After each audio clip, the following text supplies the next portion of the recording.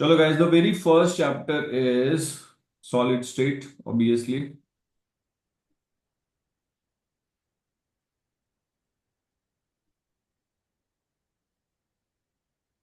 ठीक है। Solid state में जो सबसे पहली चीज है वो आपको जो करनी है वो है differentiate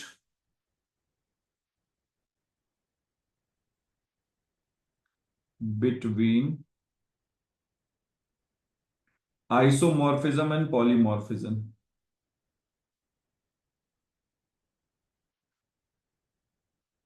and polymorphism.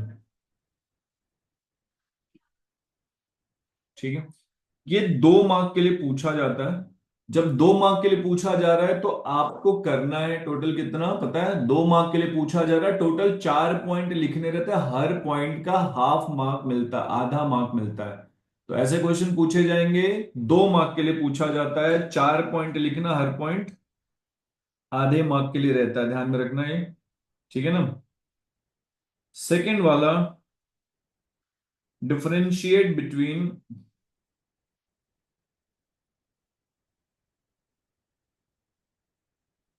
Between crystalline and amorphous. ये भी आपको 2 मार्क के लिए पूछा जाता है। इसमें भी आपको 4 पॉइंट लिखना है। ये बहुत ज्यादा एक्सट्रीमली इंपॉर्टेंट है।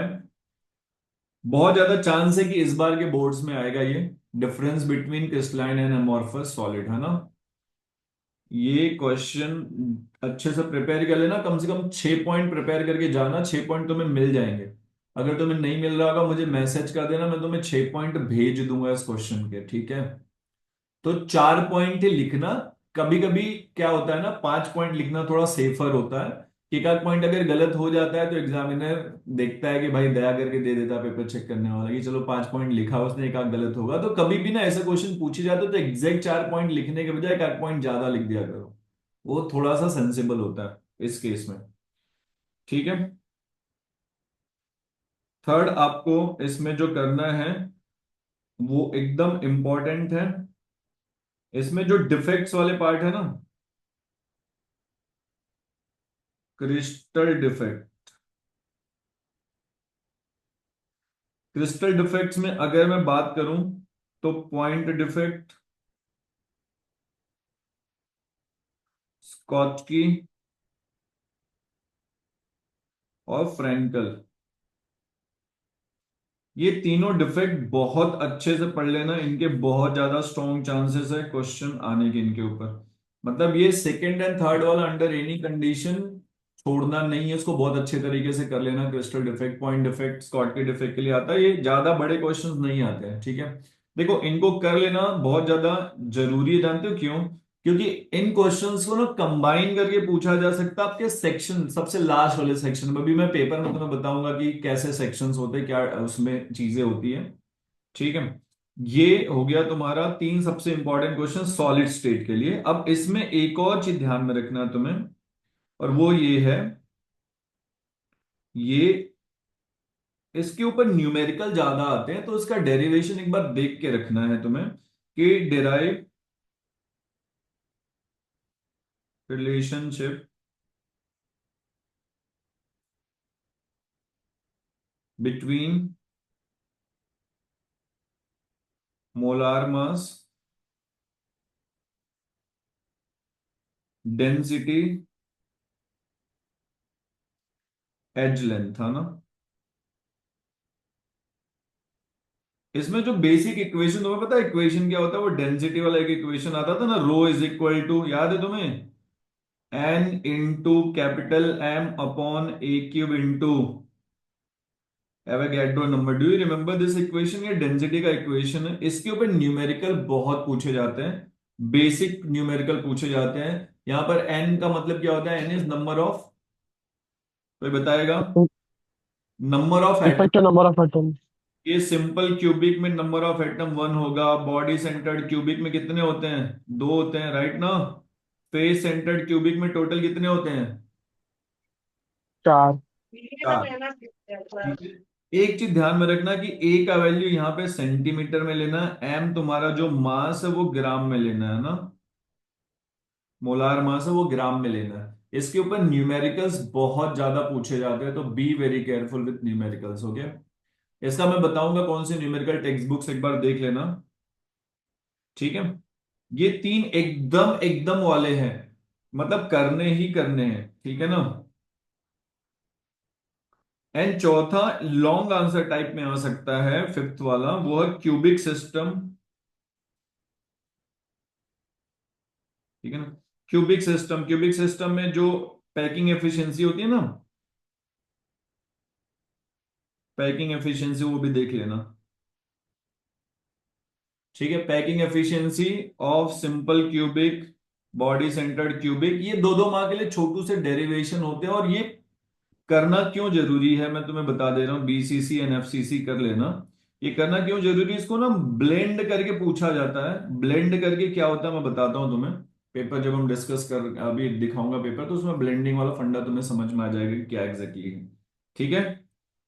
अब ये इसमें से तीन एकदम जरूरी करने वाले क्वेश्चंस हैं, इनमें से जरूर पूछा जाने वाला है। मोस्टली फिर फोर्थ वाले पार्ट से न्यूमेरिकल आता है, सेकंड एंड थर्ड पार्ट बहुत अच्छे तरीके से कर लेना। अब इसमें जो न्यूमेरिकल्स हैं जो तुम्हें टेक्स्ट बुक से करने चाहिए प्रैक्टिस, ऐसे ही न्यूमेरिकल्स आते हैं। आप न्यूमेरिकल्स में कर सकते हो question number 5, question number 4, question number 5, question number 6, question number 9 and question number 10। ये न्यूमेरिकल्स आप बोर्ड्स की बुक से, टेक्स्ट बुक से एक बार देख लेना, ओके, ठीक है। Your solid state is done. चलो, अब आगे आते हैं दूसरे चैप्टर के ऊपर, जिसका नाम है सॉल्यूशंस एंड कॉलिगेटिव प्रॉपर्टीज। मैं जितने भी क्वेश्चंस तुम्हें दे रहा हूं, अगर तुम्हें इसके सॉल्यूशन रिलेटेड या कितना लिखना उसके रिलेटेड कोई डाउट होगा तो मुझे मैसेज कर देना तुम लोग, ठीक है। सॉल्यूशन एंड कॉलिगेटिव प्रॉपर्टीज,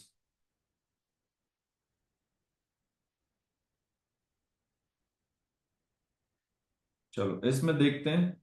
सबसे पहला चीज, डिफरेंशिएट। कभी भी डिफरेंशिएशन पूछता 2 मार्क के लिए ही पूछता, ध्यान में रखना तुम्हें। Differentiate between ideal and non ideal solution,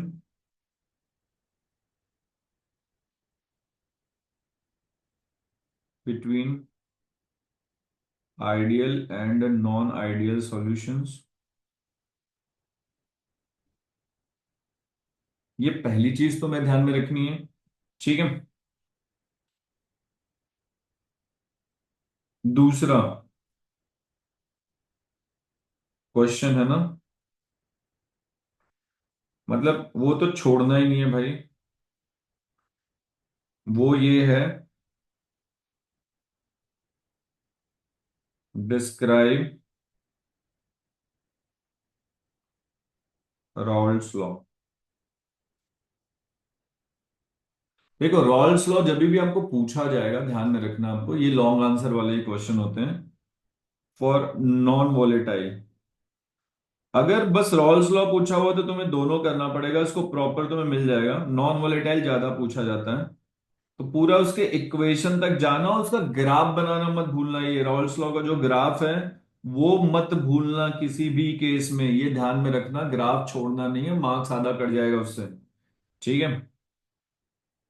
third ये एकदम मस्ट डू वाला है।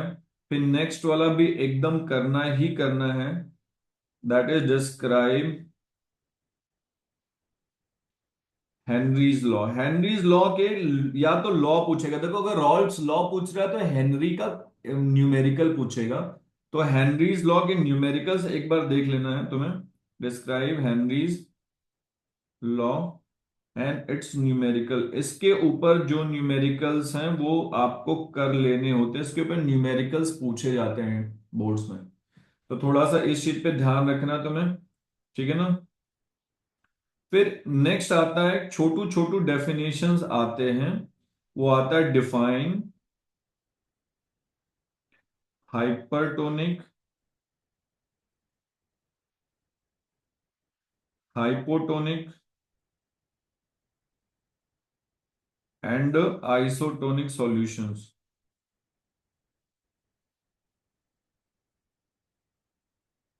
ठीक है, ये छोटू सा डेफिनेशन आता, फिर आता डिस्क्राइब, ये बहुत इंपॉर्टेंट है। Describe reverse osmosis.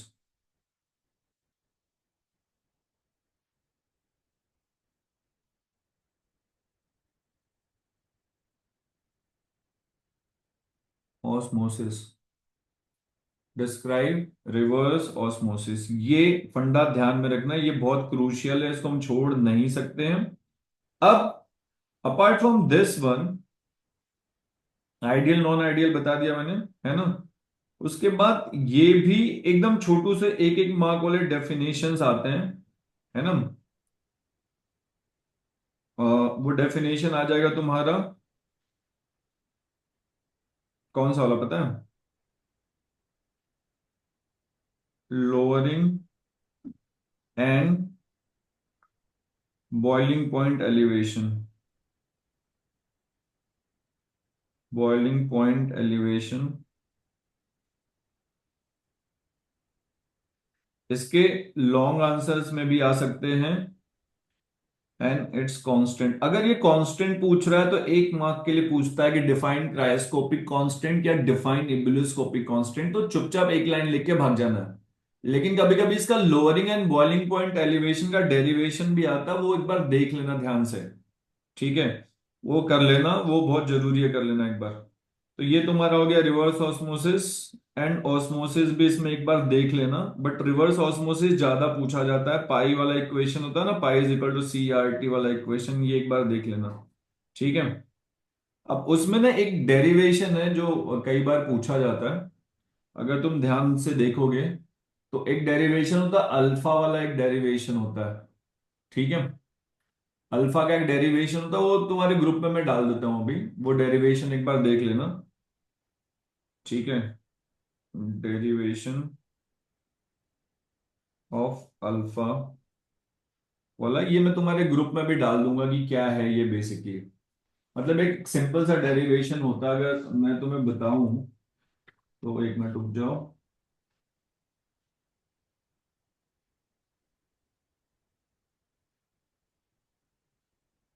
ये तुम्हारे बोर्ड की बुक में भी मिल जाता है डेरिवेशन।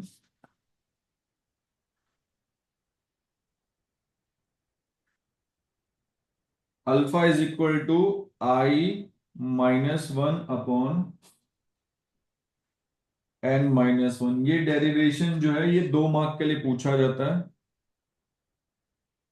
ये एक बार देख लेना।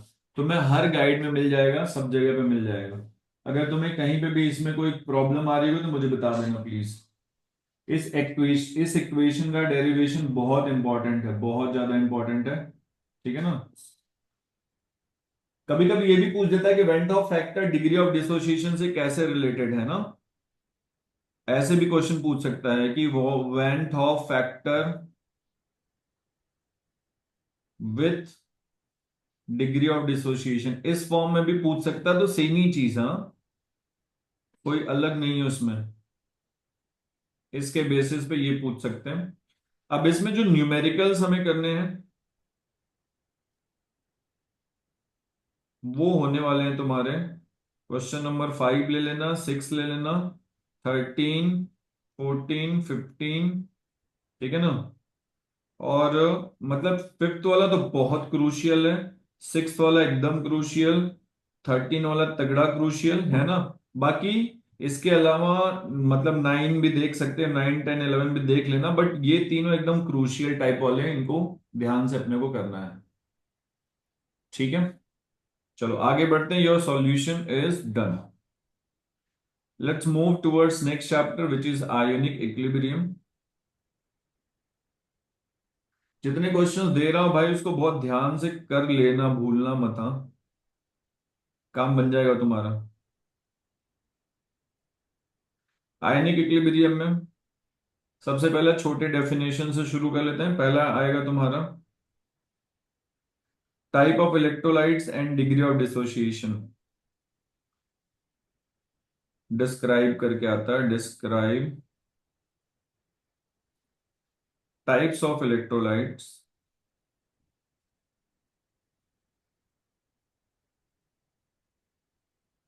And degree of dissociation.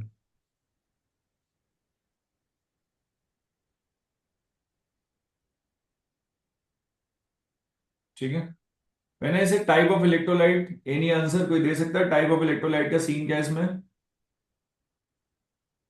Strong electrolyte, weak electrolyte. Okay, और उसके बेसिस पर डिग्री ऑफ डिसोसिएशन निकालना रहता है। फिर दूसरे नंबर पे आएगा जो कि इंपॉर्टेंट है, क्रूशियली इंपॉर्टेंट है, और वो आता है डिस्क्राइब। ये दो दो मार्क वाले छोटे छोटे क्वेश्चंस होते हैं। पहला अर्हेनियस थ्योरी,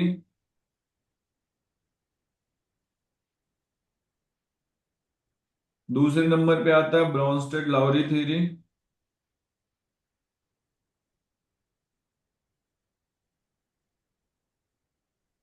फिर तीसरे नंबर पे आ जाएगा तुम्हारा लुईस थ्योरी। इसमें से कोई भी पूछ सकता है, जरूरी नहीं कि तीनों एक ही साथ आ जाए, मतलब कोई भी एक आ सकता है। ठीक है,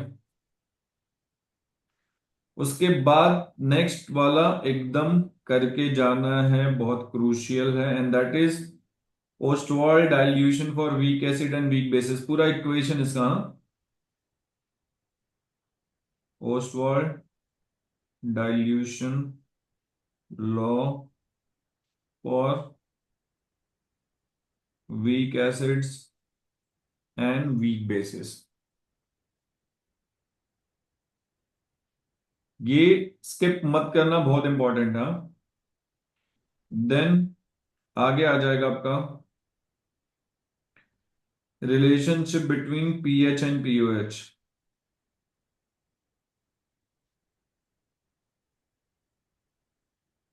पीएच एंड पीओएच के बीच में जो रिलेशन आएगा वो देखना हमें। उसके बाद आ जाएगा तुम्हारे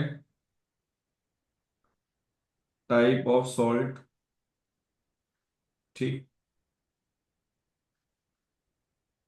फिर नेक्स्ट वाला फिर से एकदम इंपॉर्टेंट में आ जाएगा, कॉन्सेप्ट ऑफ हाइड्रोलिसिस।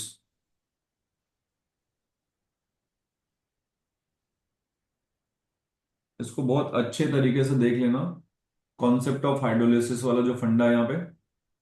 ठीक है, उसके बाद नेक्स्ट वाला भी एकदम सुपर क्रूशियल है, what is buffer and buffer. ऐसा क्वेश्चन आता है, what is buffer and its types.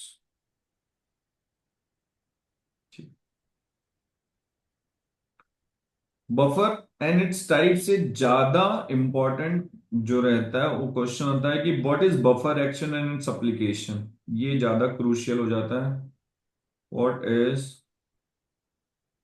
Buffer action and its application. ये क्वेश्चन, ये बहुत ज्यादा क्रूशियल, जिनको स्टार बना रहा हूं उनको छोड़ना नहीं है। ठीक है ना?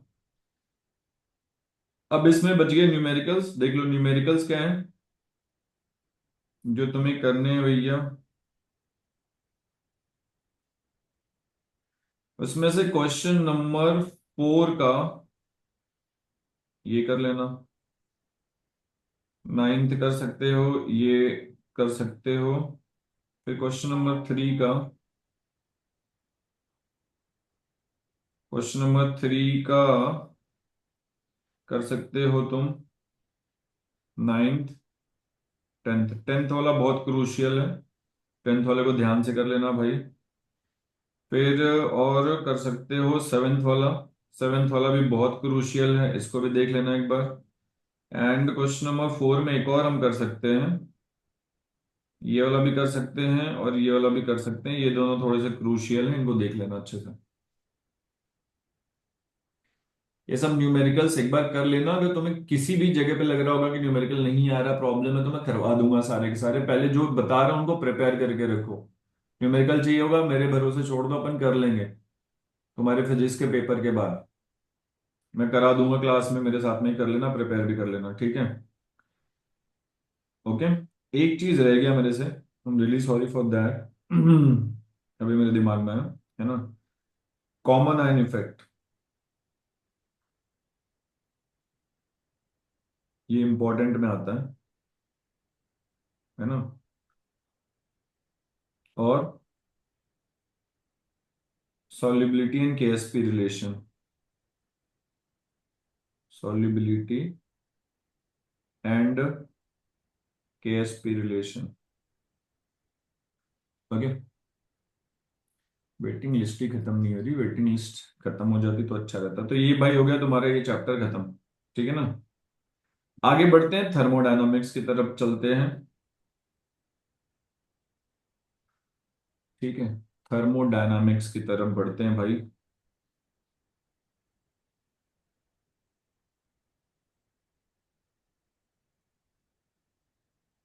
थर्मोडायनामिक्स, चलो। थर्मोडायनामिक्स में system and its type 2 mark के लिए आता है, बड़ा इंपॉर्टेंट क्वेश्चन में आता है। What is system and describe it's type, what is system and describe it's type.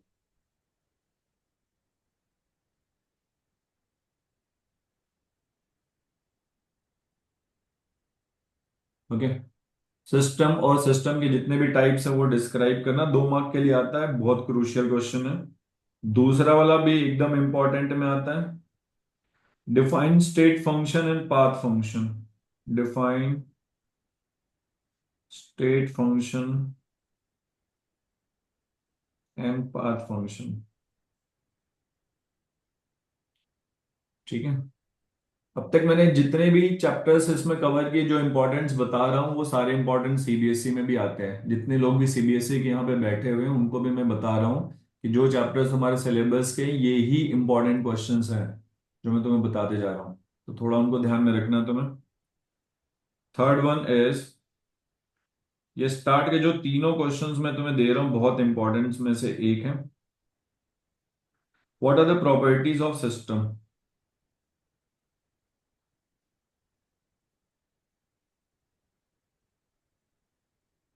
जब मैं प्रॉपर्टीज कह रहा हूं, मैं इंटेंसिव और एक्सटेंसिव के बारे में बात कर रहा हूं, है ना। इसमें इंटेंसिव और एक्सटेंसिव बहुत अच्छे से पढ़ लेना, उनके बारे में पूछा जाता है। An extensive, be super duper careful with this thing, okay. इनके बारे में पूछा जाता है। चौथा, process, describe process and its type, इसको देख लेना एक बार,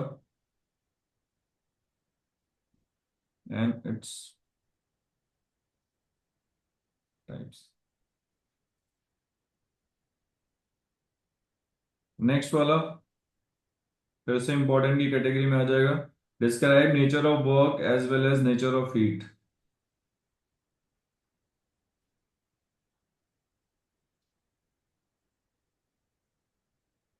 एंड हीट, ये क्वेश्चन। फिर ये बस देख लेना है, sign convention, describe sign convention. इसमें बस लिख देना रहता है, work done by the system, work done on the system, लिख देना रहता है बस, ठीक है ना। तो डिस्क्राइब साइन कन्वेंशन,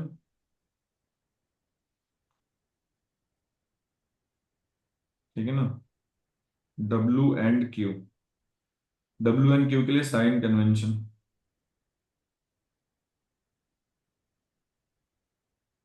नेक्स्ट वाला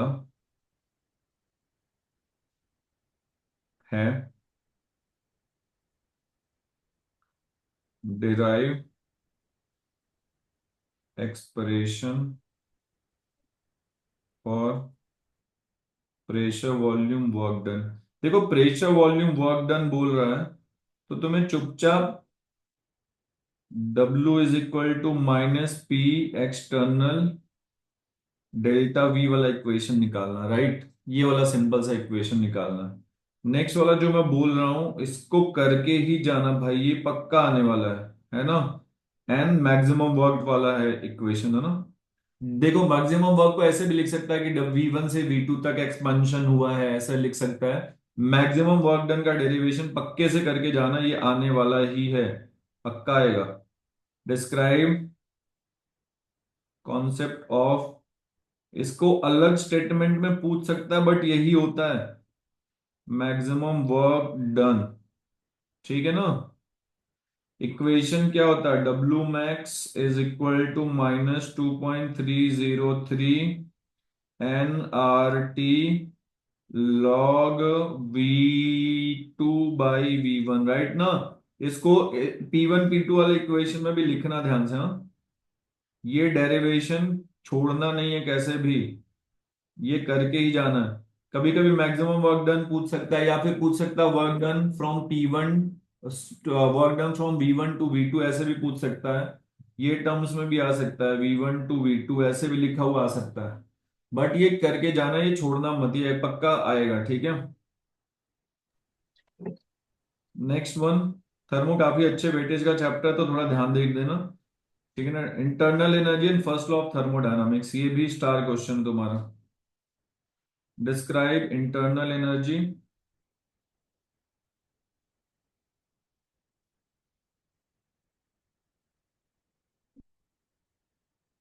and first law of thermodynamics of thermodynamics. Okay. देखो, फर्स्ट लॉ ऑफ थर्मोडायनामिक्स पूछ सकता है, या फर्स्ट लॉ ऑफ थर्मोडायनामिक्स ये भी पूछ सकता है।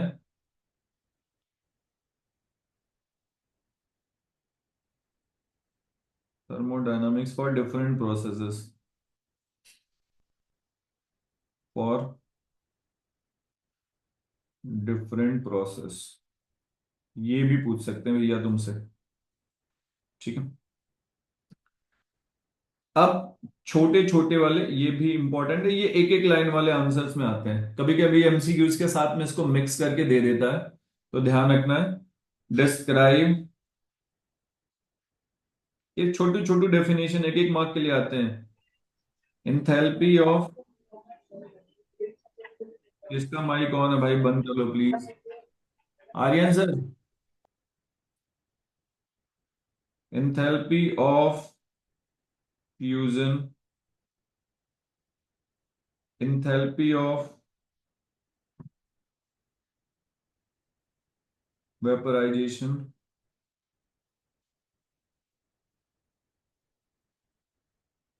इंथैल्पी ऑफ सब्लिमेशन,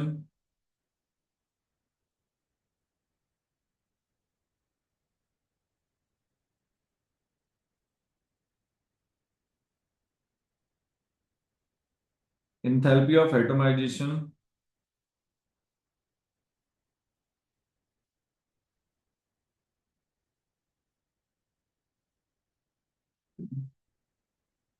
या आयोनाइजेशन।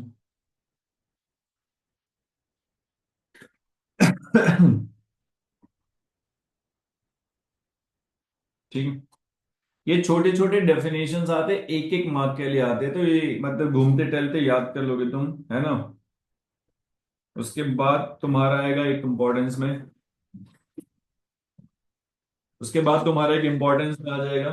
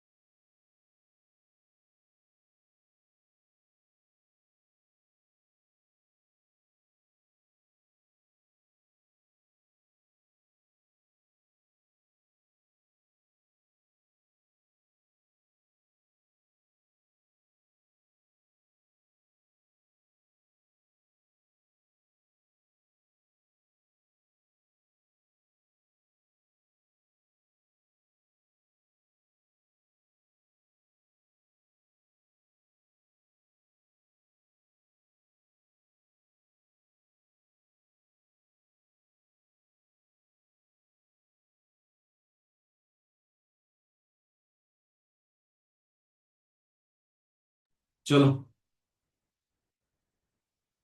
आगे बढ़ते हैं भाई। ठीक है ना।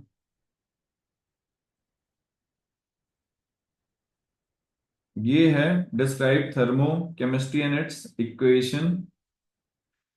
ये लॉन्ग आंसर्स में आते हैं। Describe thermo chemistry and enthalpy of reaction निकालनी है तुमको भैया। इंथैल्पी ऑफ रिएक्शन के न्यूमेरिकल भी भर भर के आते हैं। इंथैल्पी ऑफ रिएक्शन आगे, हीट ऑफ रिएक्शन निकालने भैया।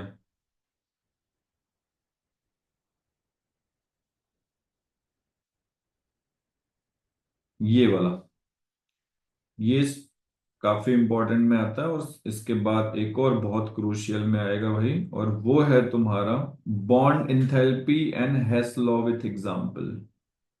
डिस्क्राइब बॉन्ड इंथैल्पी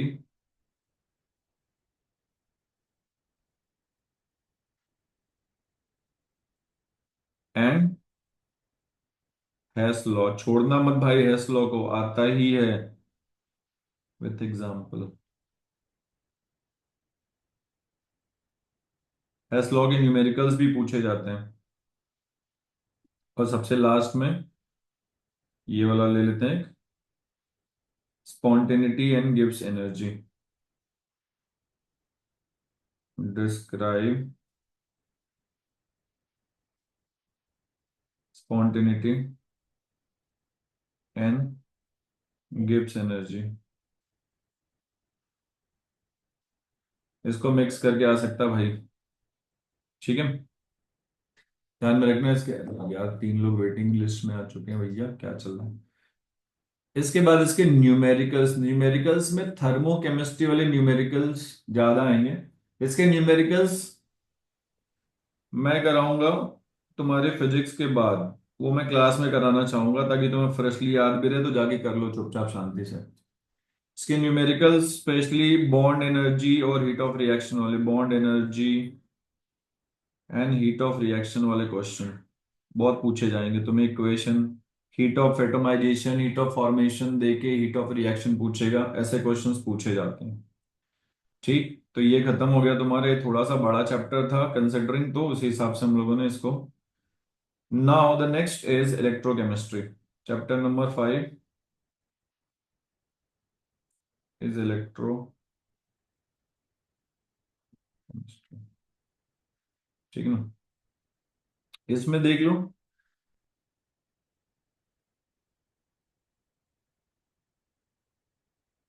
सबसे पहला क्वेश्चन जो आएगा तुम्हारा वो स्टार के साथ ही है। ठीक है ना, electric conduction and conductance. Define electrical conductance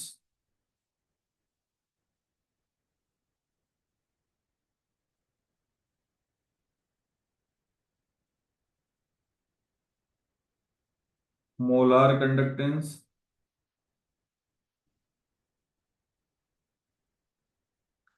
molar conductance and conductance molar conductance. चलो ठीक है, इतने में काम बना लोगे तुम, है ना। फिर आता है प्रूव करना कि are is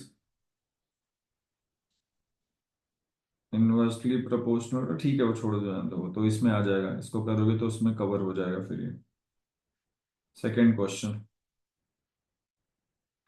expression for conductivity के, ये इंपॉर्टेंट है भाई। एक्सप्रेशन फॉर कंडक्टिविटी के,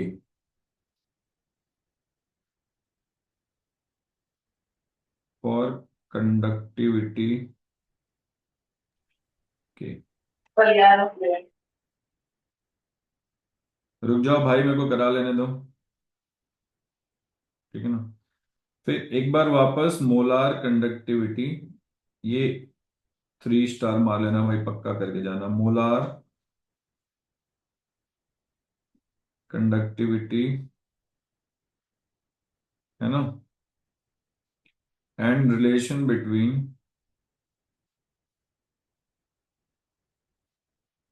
के and capital lambda.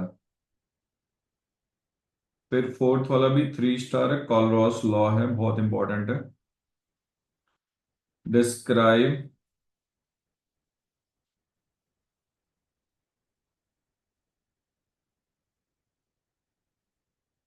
कॉलरॉस law of independent migration.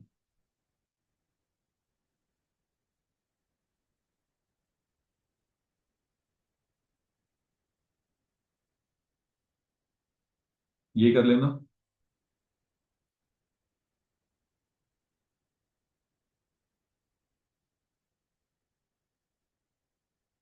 अब इसके ऊपर छोटे छोटे एक एक लाइन वाले डेफिनेशन वन। हाँ लक्ष्य, फिजिकल केमिस्ट्री बता रहा हूँ क्योंकि फिजिकल प्रिपेयर कर लो। ऑर्गेनिक इनऑर्गेनिक ऑलरेडी मैंने दिया हुआ है, जितने सब दिए हुए हैं ना, सब वन लाइनर नोट्स ग्रुप में डाले हुए हैं, सब पढ़ लो अच्छे तरीके से। और मैं बहुत क्लियर बोलना चाहिए तो मैं वापस लास्ट 5 ईयर के पेपर भेज रहा हूँ। लास्ट 5 ईयर के पेपर्स अगर जिसने अच्छे से प्रिपेयर कर लिया, उसमें जितने क्वेश्चंस पूछे गए, if you have prepared those, you will secure 90+ marks in chemistry for sure. क्या सारे लोगों को, मेरा क्वेश्चन, क्या सारे लोगों को लास्ट 5 ईयर का केमिस्ट्री का क्वेश्चन पेपर मिल गया है या नहीं मिला है, या वापस ग्रुप में भेजूं?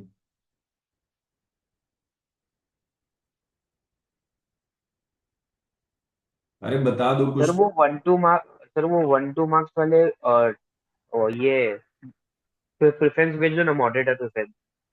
क्या बोल रहे हो? 1 2? जो 1-2 मार्क वाले मॉडरेटर प्रेफरेंस है ना, वो भेज दो ना।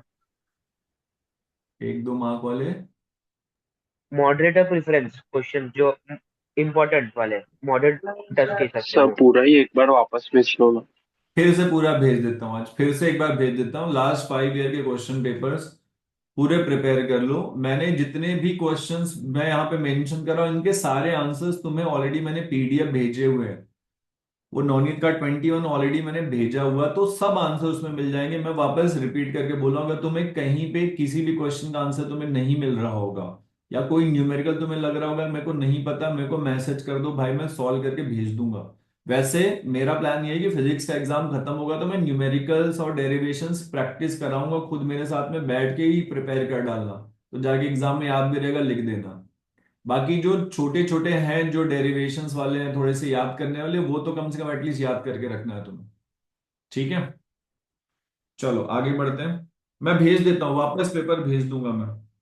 फिर से सारे 5 साल के पेपर एक साथ। लॉग टेबल यूज करना, अरे कराया है ना राकेश सर ने। कितनी बार लॉग टेबल वाला करोगे रे तुम लोग? लॉग एंटी लॉग वाला सर ने कराया है ना राकेश सर ने तुम लोगों को? अरे लक्ष्य तू तो हर चीज में नहीं ही रहता भाई। तुम लोगों को लॉग और एंटी लॉग यूज करने नहीं आता बोर्ड्स के लिए? सर बताया है विनोद सर ने काफी बार। वही तो बोल रहा हूं ना, तो ये लक्ष्य बोलना नहीं करा है भाई, मैं क्या ही बोलूं यार। भाई तू कहाँ था दोस्त मेरे? विनोद सर ने भी कराया, आमिर सर ने भी कराया, फिर फिजिक्स के आए थे ना मॉडरेटर, उन्होंने भी कराया। वही तो बोलूंगा, आमिर सर का भी लेक्चर रखा था एक बार लॉग एंड एंटी लॉग के लिए, मेरे को खुद ही याद है, वही तो बोल रहा हूं मैं। और बोर्ड मॉडरेटर सर ने भी कराया होगा तुम्हें। बोर्ड मॉडरेटर सर ने इंपॉर्टेंट डेरिवेशन दिए हुए ऑलरेडी, वो भी ग्रुप में डाले हुए मैंने। कंडक्टिविटी ऑफ सेलियम, उन्होंने इंपॉर्टेंट डेरिवेशन दिए थे, जो इंपॉर्टेंट डेरिवेशन तुम्हें करने चाहिए। सेल कांस्टेंट, ये दूसरा। तीसरा है मोलार कंडक्टिविटी। ये सब थोड़े ध्यान में रखने हैं। ठीक है? उसके बाद आएगा नेक्स्ट वाला, जो आएगा वापस से इंपॉर्टेंट में, type of electrochemical cell. Electrochemical cell ये है।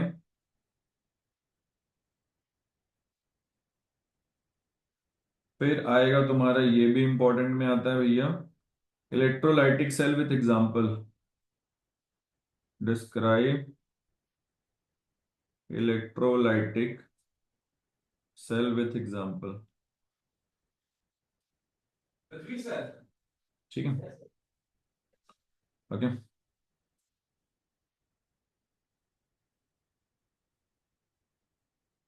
फिर आता है तुम्हारा, ये सब छोटे छोटे हैं, डिस्क्राइब गैल्वेनिक सेल।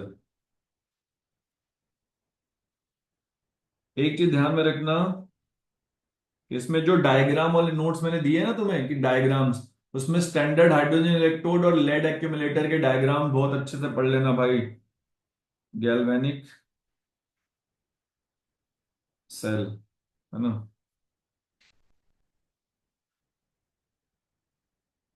एंड ये हो गया तुम्हारा सेल पोटेंशियल के न्यूमेरिकल्स आते हैं ज्यादा, तो cell potential and Nernst equation के न्यूमेरिकल आते हैं, तो एक बार देख के रखोगे तो इसके न्यूमेरिकल बना लोगे, cell potential and Nernst equation,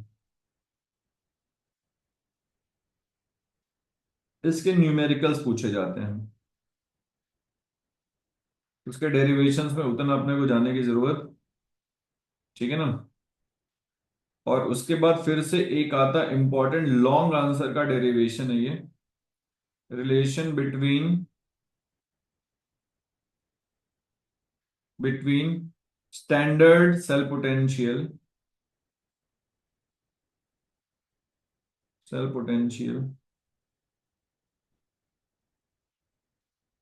and equilibrium constant, equilibrium constant, ठीक है।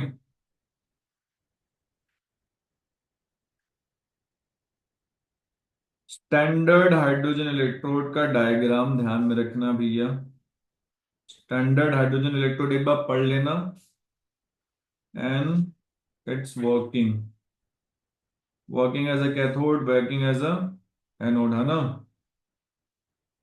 बहुत क्रूशियल है भैया, ठीक है।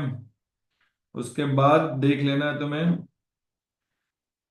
निकेल कैडमियम स्टोरेज सेल और लेड एक्यूमुलेटर,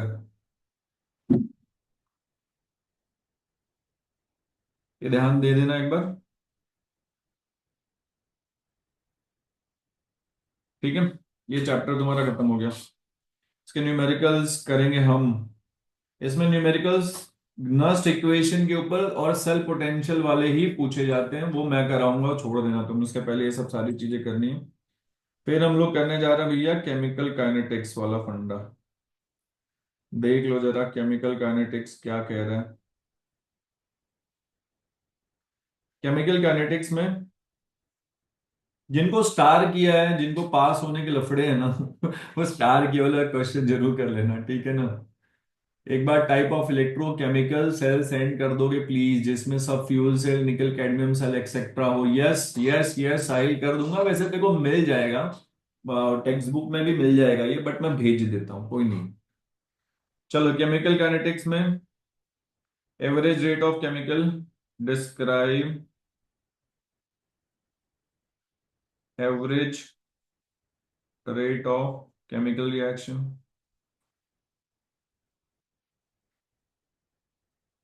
ओके गाइस,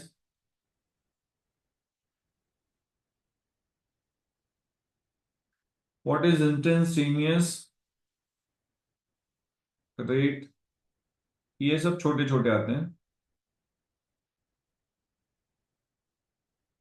ये थर्ड वाला rate law with example,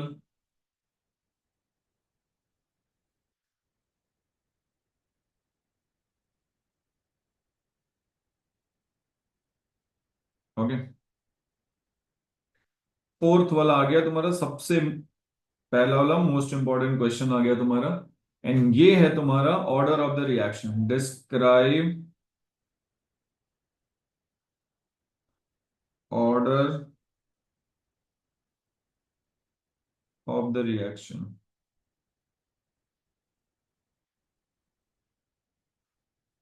actually कैसे है ना, डिफरेंस, ये 3 स्टार है difference, difference between order and molecularity. तो ये अगर डिफरेंस याद कर लोगे ना, तो तुम्हारा मोलिकुलरिटी एंड ऑर्डर का डेफिनेशन ऐसे याद हो जाएगा। डिफरेंस के पॉइंट लिख दोगे ऑर्डर में या मोलिकुलरिटी में, काम बन जाता है। Difference between order and molecularity, मैं पहले ही क्लियर कर दे रहा हूं, कभी भी आंसर पॉइंट में ही लिखना है, पैराग्राफ मत बनाना। कितना भी कैसा भी आंसर हो, पॉइंट वाइज लिखना, फर्स्ट सेकंड फोर्थ जो भी है, थर्ड फोर्थ, इस तरीके से ही लिखना, पैराग्राफ वाइज आंसर मत लिखना। बहुत क्लियर मैं समझा रहा हूं तुम्हें, ठीक है ना। चलो, difference between, derive long answer आता है। जब मैं डिराइव कहूंगा, उसका हाफ लाइफ भी डिराइव करना है। First order reaction and it's half life, ये एकदम ही करके जाना है। लॉन्ग आंसर में आता है, एकदम आराम से हो जाता है। हाफ लाइफ, इसमें ग्राफ बनाना मत भूलना, ग्राफ कंपलसरी है इसका। एंड इन दोनों में से देखो, इस बार स्ट्रॉन्ग चांसेस हैं फर्स्ट ऑर्डर आने के। एक साल सूडो आता है, एक साल फर्स्ट ऑर्डर ऑर्डर आता है, तो इस बार फर्स्ट ऑर्डर के चांसेस थोड़े से ज्यादा हैं। ठीक है, ध्यान में रखना भाई। Derive pseudo first order reaction.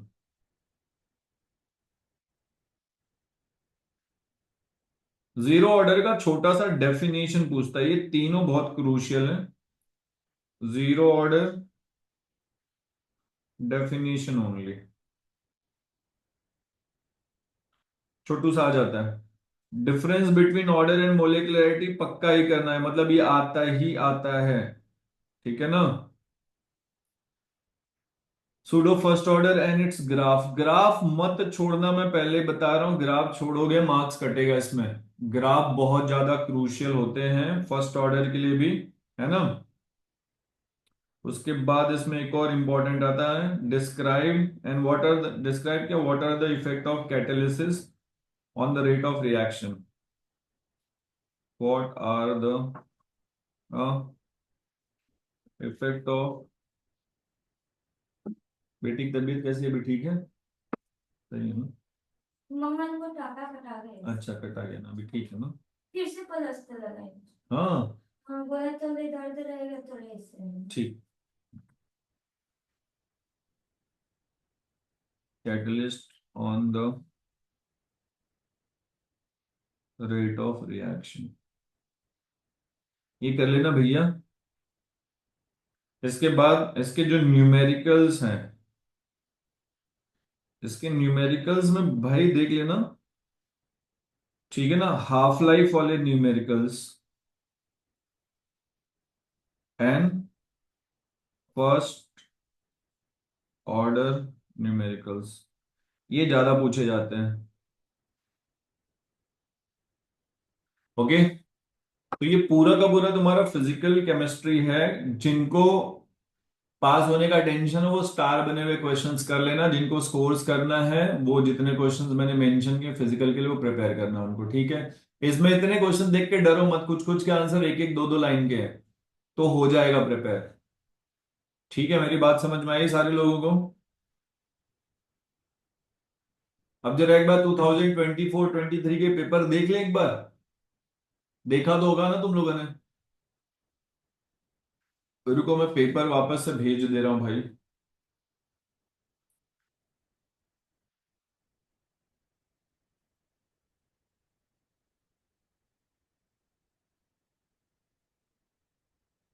Just give me 1 minute guys, वो भेजता हूँ, 1 मिनट वो भेज देता हूँ, नहीं तो फिर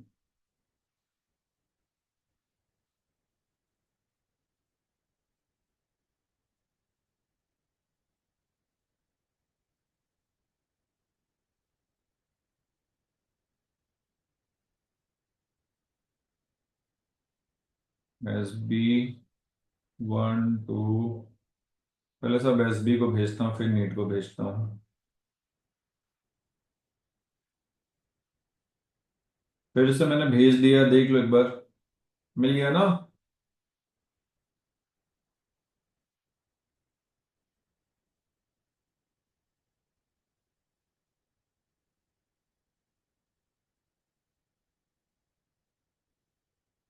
आई हैव सेंड इट। चलो फटाफट ना एक 24 का पेपर एक बार रिव्यू कर लेते हैं जल्दी से। एमसीक्यूज मैंने जितने भेजे सब कर लेना, वो जो एक एमसीक्यूज का पीडीएफ भी भेजा है ना। अब इसमें जरा सेक्शन की अंडरस्टैंडिंग ले लो तुम। देखो सेक्शन ए जो रहता है ना इसमें पेपर के पैटर्न में, सेक्शन ए में 10 मल्टीपल चॉइस क्वेश्चंस होते हैं, ठीक है ना। Only the first attempt will be considered for evaluation. मैं पहले ही बता दे रहा हूं, फर्स्ट अटेम्प्ट जो होगा वो इवेल्युएशन के लिए कंसीडर करा जाएगा, ध्यान से। तो अक्सर आपके पास ये क्वेश्चन आता है कि भैया जो आंसर, ऑप्शन बस लिखना है कि आंसर भी लिखना, तो ऑप्शन के साथ आंसर भी लिखना, बी के आगे जो भी उसका आंसर होगा वो लिखना है। इज दैट क्लियर सारे लोगों को? अब इसी सेक्शन में क्वेश्चन नंबर 2 आता है, जिसमें 8 very short answer type of questions होते हैं, 1 मार्क वाले। मैंने बोला ना 1 मार्क वाले भी रहते हैं। इसके आंसर हमेशा 1 लाइन 2 लाइन में लिखना, ऐसा नहीं कि भावनाओं में बह के 1 लाइन 1 मार्क वाले क्वेश्चन में 4 5 6 लाइन लिखे जा रहे हो। मैक्सिमम 1 लाइन 2 लाइन 3 लाइन वाले आंसर्स होते हैं इसके, मैक्सिमम 3 लाइन्स। सो उससे ज्यादा नहीं लिखना है। तो सेक्शन 2 में 8 क्वेश्चन आता है और इसमें कोई ऑप्शन नहीं मिलता, मैं पहले ही बोल रहा हूं, है ना? ठीक है।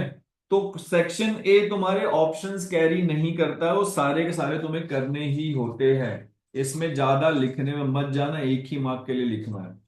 सेक्शन बी में जब तुम आते हो 3 से 14 तक देखोगे तो टोटल कितने हो गए, ठीक है ना। तो 12 शॉर्ट आंसर टाइप क्वेश्चंस हो जाते हैं, जिनके आंसर्स 5 लाइन 6 लाइन तक लिखने होते हैं हमें, है ना। अब 5 से 6 लाइन तक ये आंसर्स लिखने होते हैं तुम्हें, शॉर्ट आंसर टाइप के हैं और हर एक का 2 मार्क होता है, ठीक है। तो इसमें से कोई भी 8 अटेम्प्ट करना होता है। तीसरे टाइप में अगर तुम जाओगे 15 से, तो अभी ये, चलो। हाँ जी, सेक्शन सी में जाओगे। सेक्शन सी में भी तुम्हें 15 से 26 तक 12 शॉर्ट आंसर टाइप है, इसमें से भी एनी 8 करना, और इसमें 3 मार्क्स वाले हैं। तो इसके आंसर आपको लगभग आधा पैराग्राफ लिखना पड़ता है, 10 लाइन 12 लाइन तक 15 लाइन तक लिखना होता है, ठीक है। ये 3 मार्क्स वाले हैं, शॉर्ट आंसर टाइप वाले, ठीक है। अब जो नेक्स्ट सेक्शन में तुम जाओगे, इसमें 27 से 31 5 लॉन्ग आंसर टाइप है, ठीक है ना। और कैरिंग 4 मार्क्स इच, इसमें कोई भी 3 करना है, इसमें ज्यादा ऑप्शंस नहीं मिलते हैं। और ये सबसे डिफिकल्ट सेक्शन होता है। जानते हो ये डिफिकल्ट सेक्शन क्यों होता है? रीजन बहुत सिंपल है। ये डिफिकल्ट सेक्शन इसके होने का रीजन ये है क्योंकि इसमें ना एक क्वेश्चन के अंदर 2 3 4 चैप्टर को मिक्स करता है। तो अगर तुमने किसी चैप्टर को ऑप्शन में डाला हुआ है तो सारा अटेम्प्ट करना थोड़ा मुश्किल हो जाता है। अभी मैं आपको दिखाऊंगा अभी कि क्या सीन है इसका, ठीक है ना। ओके, सो थोड़ा सा ध्यान में रखना है, ठीक है ना। यहां पे एक और चीज है, figures to the right indicate full marks. तो कभी भी स्ट्रक्चर्स जो बनाना हो, कहां बनाना भैया बताओ? डायग्राम्स कहां बनाने हैं?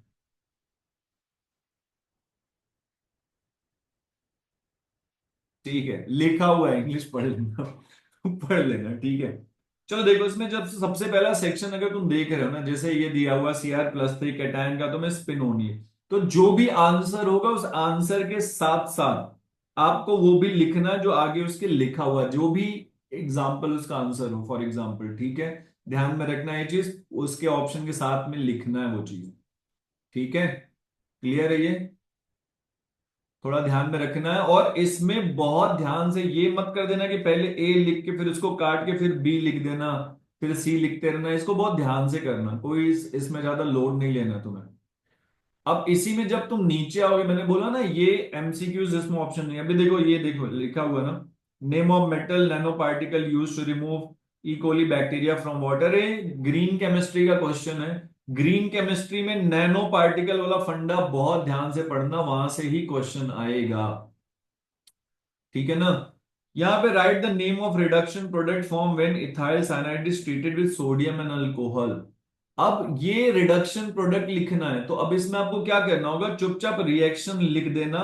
जैसा भी ये इथाइल साइनाइड लिखा ना, तो C2H5CN लिख दिया है और इसका रिडक्शन करा दिया है ना। Is treated with sodium and alcohol, तो सोडियम अल्कोहल, तो ये CN रिड्यूस होकर किस में कन्वर्ट हो जाएगा, C2H5, फिर वापस CH2NH2 में कन्वर्ट होगा कि नहीं होगा, बताओ जल्दी। अरे हाँ ना यार, कुछ तो बोलो। तो इक्वेशन लिखना है, इसका स्टेटमेंट नहीं लिखना, वो वापस बोलो, इक्वेशन लिखना है, इसका स्टेटमेंट नहीं लिखना। इस वाले सेक्शन में आपको सीधा इक्वेशन लिख के आंसर लिख देना है, ठीक है।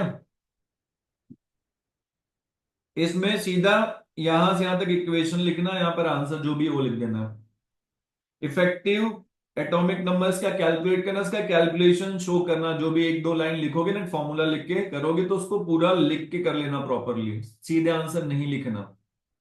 SI unit of molar conductivity में वापस बोला, जैसे क्वेश्चन पूछा right SI unit of molar conductivity, answer लिखना है SI unit of molar conductivity is this, पूरा स्टेटमेंट लिखना, सीधे यहां पर आंसर लिख के मत भाग जाना, ठीक है ना। अब जैसे यहां पर है Ti4 आयंस कलरलेस है due to whatever reason, तो पूरा स्टेटमेंट लिखना है, बी केयरफुल, पूरा स्टेटमेंट लिखना है, ड्यू टू लिख के मत भाग जाना, आंसर द मार्क्स नहीं मिलेंगे फिर, ठीक है ना। ओके, तो थोड़ा सा ध्यान में रखना। कंडीशंस देखो, मैंने अभी बोला था ना रिवर्स ऑस्मोसिस के कंडीशंस, देखो अभी सीधे सीधे तुम्हें क्वेश्चन दिख रहा है। साइन कन्वेंशन ऑफ बॉर्गन भी बताया था ना मैंने तुम्हें, अब भी अभी हमने लिखा था इंपॉर्टेंट क्वेश्चंस में, आया ये देखो मैंने बोला था ना, ये देखो इसमें ऐसे पूछा हुआ है डिराइव द मैक्सिमम, ये कितने सेक्शन बी का है, ये डेरिवेशन करना भैया आपको। Derive the expression of maximum work done, W max वाला फॉर्मूला डिराइव करना है, ये आपको आंसर मिल जाएगा, बहुत इंपॉर्टेंट क्वेश्चंस में से आता है। Inter halogen compounds, chlorine react with slag line, nano material, फिर आया, मैं वापस बोल रहा हूं, इस चैप्टर से नैनो मटेरियल बहुत ध्यान से पढ़ना है, ग्रीन केमिस्ट्री वाले से। Classification of proteins with example, ये देखो ये सीधा सीधा क्वेश्चन तुम्हारा किससे आया हुआ पता है ना, फर्स्ट वो फेराडेज वाला लॉ है ना इलेक्ट्रोकेमिस्ट्री वाला, सीधे सीधे वहीं से पूछा गया क्वेश्चन है। Why amines are basic in nature, inductive effect वाले फंडे, ये लगा सकते हो सीधा सीधा यहाँ पे। बफर एक्शन, अभी अभी मैंने तुम्हें बताया था कि बफर एक्शन, बफर सॉल्यूशन पूछा जाएगा तुम्हें, ये सोडियम एसिटेट एसिटिक एसिड, ये एसिडिक बफर का तुम्हें बफर एक्शन पूछा गया, ये ठीक है। चलो ये ऑर्गेनिक का प्रिपरेशन, ये सब इंपॉर्टेंट प्रिपरेशन ऑलरेडी मैंने दे दिया। मैंने तुम्हें बोला हेनरीज के न्यूमेरिकल्स पूछे जाते हैं, आया ये हेनरी का न्यूमेरिकल है, तो हेनरी रिलेटेड न्यूमेरिकल जो क्लास में दिए वो कर लेना।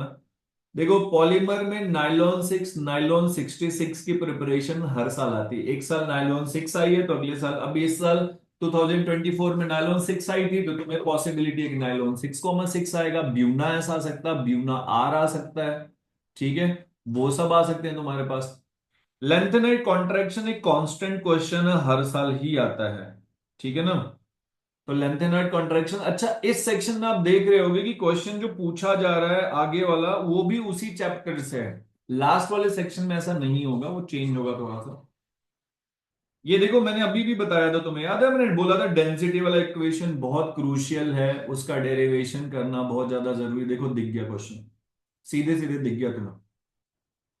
मोलार मास पता है ना, इसका इक्वेशन क्या बनाओगे, rho is equal to N into M upon Avogadro number into a cube, ये वाले इक्वेशन का डेरिवेशन करना दोस्त, ये तुम्हें पूछा जाएगा, ध्यान से कर लेना। सेक्शन सी में आते हैं, ये 3 मार्क वाले हैं।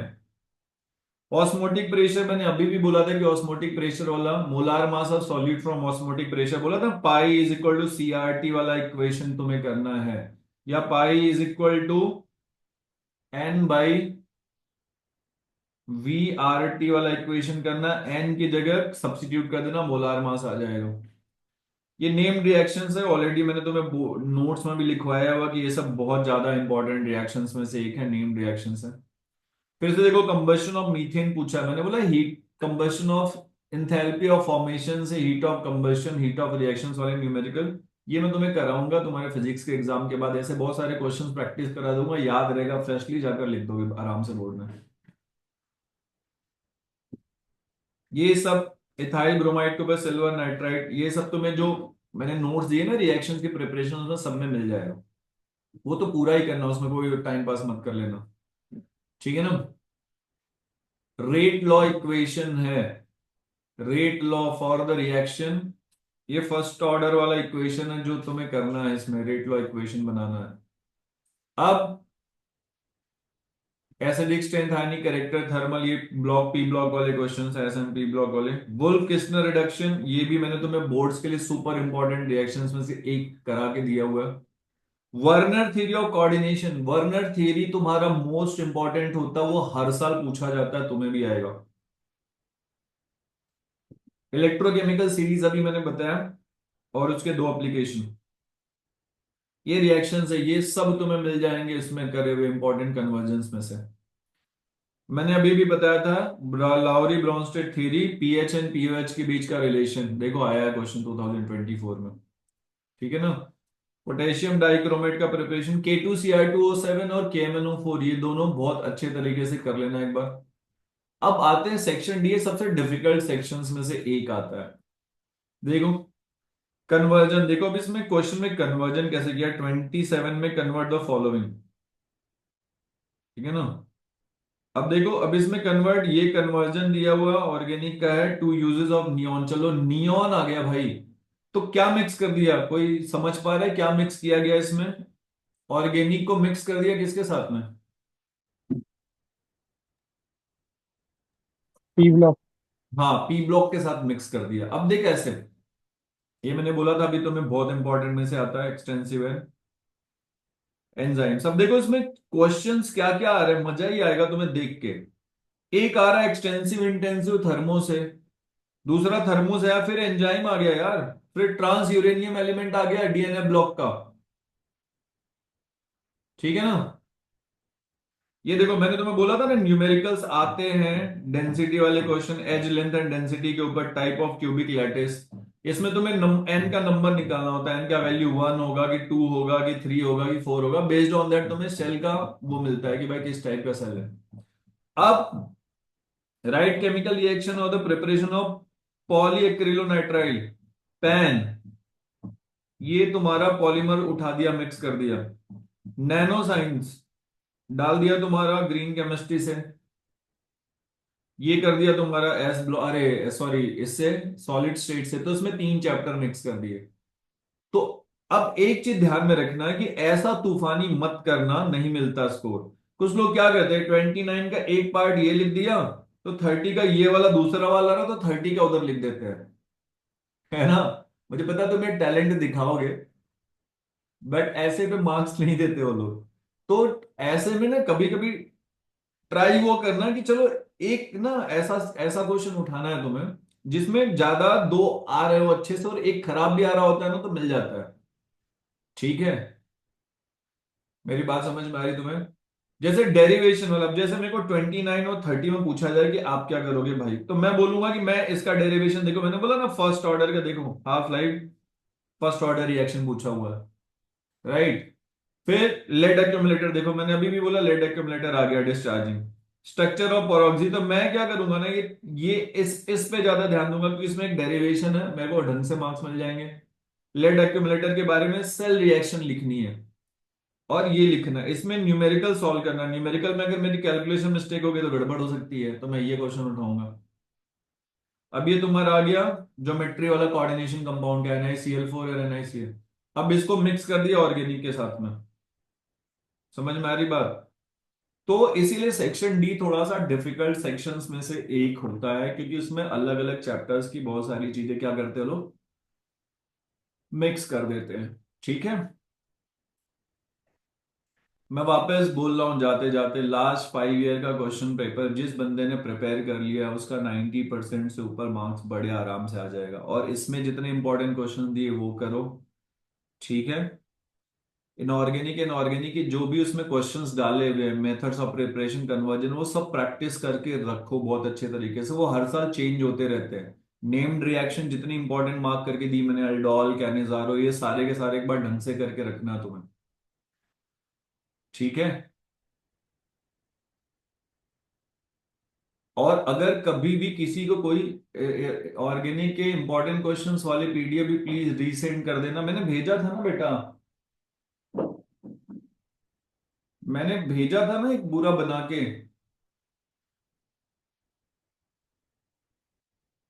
अ,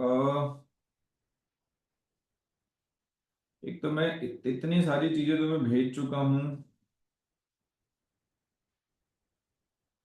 एस बी,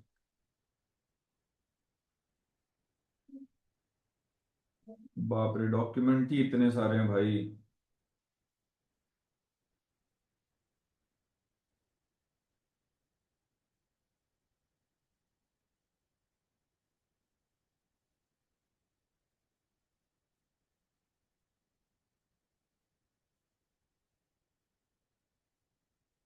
मैं भेज देता हूँ वापस से ढूंढ के, मेरे को ढूंढना पड़ेगा, तुम्हारे ग्रुप में इतने सारी चीजें हैं ना उसमें।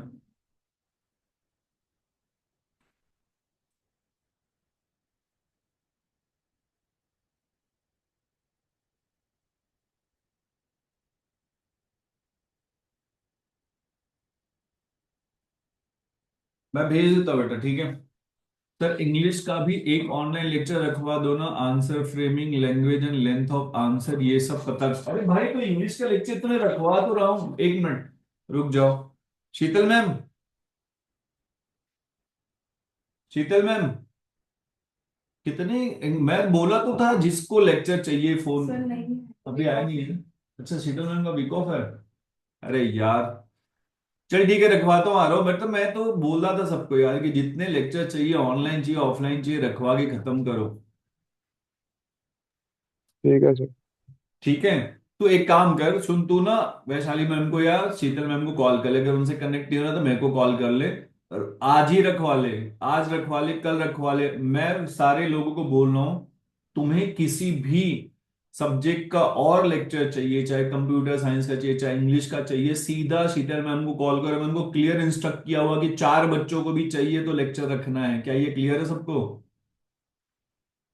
तो अगर किसी को भी चाहिए भाई, किसी का प्रैक्टिकल की वजह से कुछ भी आगे पीछे हुआ तो तुम कॉल कर लो, रखवा के खत्म करो। बाद में ये मत बोलना कि नहीं हुआ था, ऐसे हुआ था, वैसे हुआ था।